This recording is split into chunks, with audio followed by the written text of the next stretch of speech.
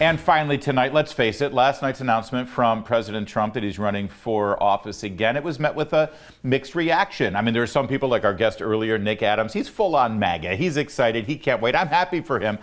MAGA people are thrilled with this. There are others who are very positive about President Trump, thought he was a great president, but are also sort of, skeptical. Maybe this isn't the right time. Maybe we have moved on as a party. I don't know. Of course, there's the never Trumpers, and well, you don't have to pay them any mind. Anybody who says never about a politician, well, I think that they're being closed-minded. You got to be open to things. Come on, be reasonable. I'll be honest with you. I think we all had to evaluate this announcement and reach our own conclusions about how far in on the Trump train we are.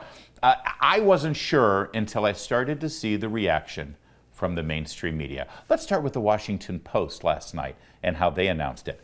Donald Trump, the twice impeached former president who refused to concede defeat and inspired a failed attempt to overturn the 2020 election, culminating in a deadly attack on the U.S. Capitol, officially declared on Tuesday night that he is running to retake the White House in 2024. Wow, that's a heck of a lead sentence there, Washington Post. I mean, it's hard to tell exactly where you stand on this.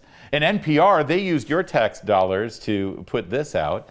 Breaking, Donald Trump, who tried to overthrow the results of the 2020 presidential election and inspired a deadly riot at the Capitol in a desperate attempt to keep himself in power, has filed to run for president again in 2024. Do these guys even read their own work? Do they realize? I mean, they're not even trying to hide it anymore. That's journalism circa 2022. I saw that and I was like, oh, here we go again. I mean, every time the mainstream media reacts to this man, and let's remember, when he's reacting to Donald Trump this way, he's really reacting to you and me, people who supported and voted for the man. They show who they really are, and it makes me just want to go all in on the fight. And then I tuned in to Morning Joe, and well, take a look.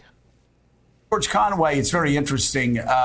No politicians lining up to kiss the ring. Even Matt Gaetz, who we quoted before, was going to fly down for it, and then he announced yesterday he couldn't come because of weather.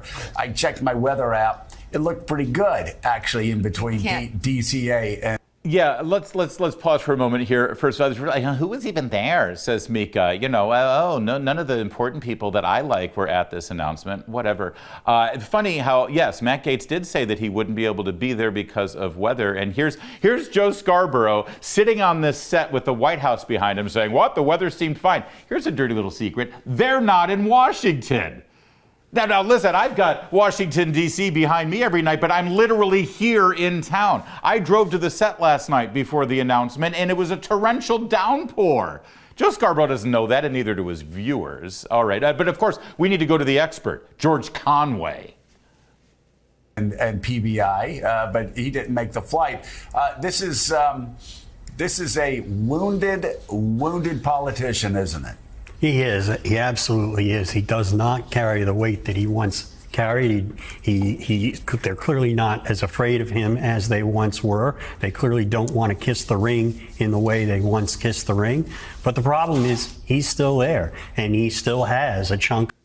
Is it me, or does George Conway remind you of Bruce Jenner right before he transitioned? I'm not trying to be cruel. What has happened to this man? Is he going to start braiding his hair? Should we be worried about the length of his finger? Remember that last season of the Kardashians? It was like, what's going on with Bruce Jenner? And then we all figured out what was going on with Bruce Jenner. All right, I'm sorry. I don't mean to. It's not a personal attack. It's just odd. All right, go ahead, George. Finish your thought. I apologize. Of the party, of the rank and file members of the party who are almost cultishly in support of him. And he's going to he'll burn the house down before he lets anybody else take the nomination for him. So if somebody's going to challenge him, and I think it has to be a one-on-one challenge because of the way the delegate rules worked out, if it's a multi-party. Okay, enough. George Conway lecturing all of us about the danger of somebody burning it down because he can't have his way. This is the guy who aligned himself with Never Trump and the Lincoln Project, who wouldn't even support a Republican governor like Glenn Youngkin because, he hasn't disavowed Donald Trump. Listen, Here's where we stand right now in America, circa 2022, as we head toward the 24 presidential election. Donald Trump is declared. No one else is. And until someone else declares, we've got one game in town, and that is, will Donald Trump be the president, or are we going to stick with 4 more years of what we've got? And if this fight is engaged in Trump versus people like this, like Joe and Mika and George Conway and the Washington Post and the NPR, well, if that's what the fight is going to be, include me in. Game on. That's it for tonight. We'll see you tomorrow. In the meantime, I'll see you on the radio.